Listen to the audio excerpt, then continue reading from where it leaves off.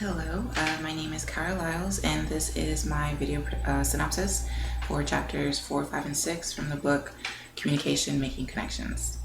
Communication is one of the most important key elements in our everyday life. We are born into this world communicating, and it's how we express our thoughts and feelings, needs, and desires through our behavior and language. Communication is also listening to others and interpreting not only verbal but nonverbal cues. And this was the topics that were discussed in chapters 4, 5, and 6. In chapter 4 specifically, the book discussed the importance of language and communication. And according to the book, language is how individuals create and share meaning and allow us to make connections with others. It has the ability to influence perception and emotions as well as relationships. The book listed 4 main elements of language, which is sounds, words, grammar, and meaning.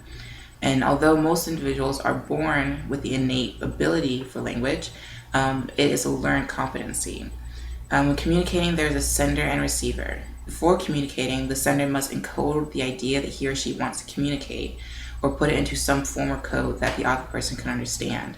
If the person does not understand the code, he or she will be unable to decode or interpret the message correctly. However, barriers can arise due to misinterpretation of verbal and nonverbal cues or ineffective listening, which may result in miscommunication, which is discussed in chapters 5 and 6. Chapter 5 discusses these nonverbal cues, which are all behaviors that communicate messages and includes tone of voice, body positioning, outward appearance, and the use of space, touch, or time. Nonverbal communication occurs constantly, and during the communication process, individuals may adjust their message due to the nonverbal message that one is communicating. I know there have been many instances where I have told someone, or they have told me, you may hear me, but you're not listening to me. So this is what this chapter really highlights, is that hearing is a passive process, while listening is more complex and requires attention. To listen effectively, one must employ cognitive, affective, and behavioral strategies, such as repeating things or grouping them into categories or identifying patterns and themes. And this is what was discussed in chapter 6. I really connected to these 3 chapters especially just because they reinforce the importance of communication in my intended career.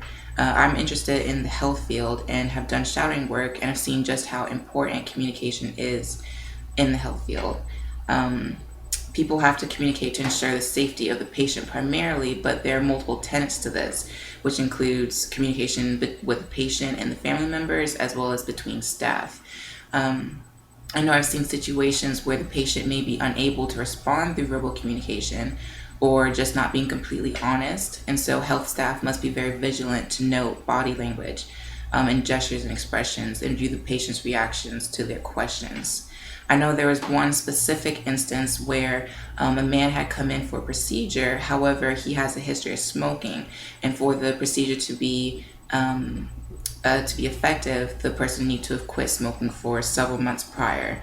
So when the patient had come in, the doctor had spoken with him and asked him, have you quit smoking?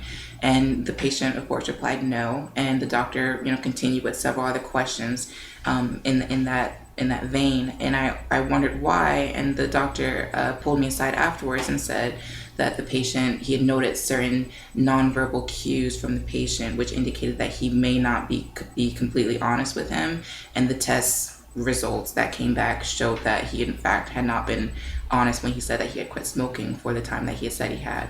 So this just sort of reinforced the importance of communication for me, and the importance of the skills that is talked about in these 3 chapters.